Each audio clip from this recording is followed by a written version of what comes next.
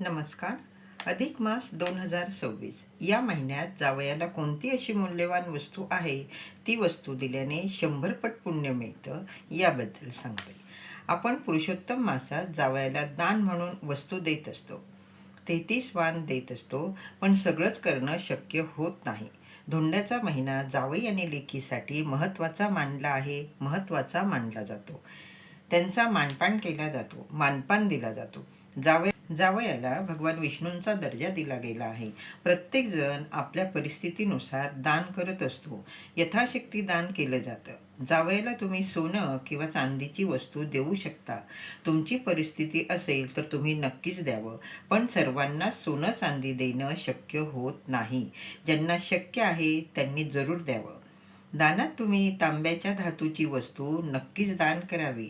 तुम्ही सोनं चांदी याची वस्तू जरी दिली तर त्यासोबत छोटी किंवा मोठी अशी तांब्याची वस्तू जावयाला अवश्य दानात द्यावी. तांबं पण स्वस्त नाही. तांब्याच्या धातूला भरपूर भाव आहे. तांबं महाग आहे. दानात तुम्ही देवांच्या मूर्ती पण दिल्या तरीही चालतं.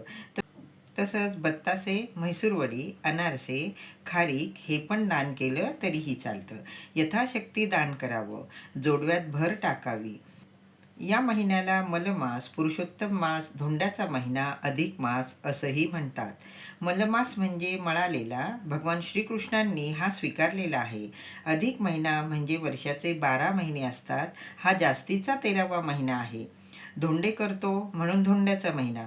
पुरुषोत्तम मास म्हणजे दर 3 वर्षांनी हा महिना येतो, म्हणून याला पुरुषोत्तम मास असंही म्हणतात. खरं तर आईवडील आपल्या मुलीचं कन्यादान करता हेच मोठं दान आहे. खूप मोठं दान त्यांच्याकडून झालेलं आहे. अधिक मासात प्रत्येकाने यथाशक्ती दान केलं तरीही चालतं. दिलेलं दान आनंदाने, प्रेमाने, आपुलकीने स्वीकारायचं असतं. धन्यवाद सर्वांना. श्री स्वामी समर्थ.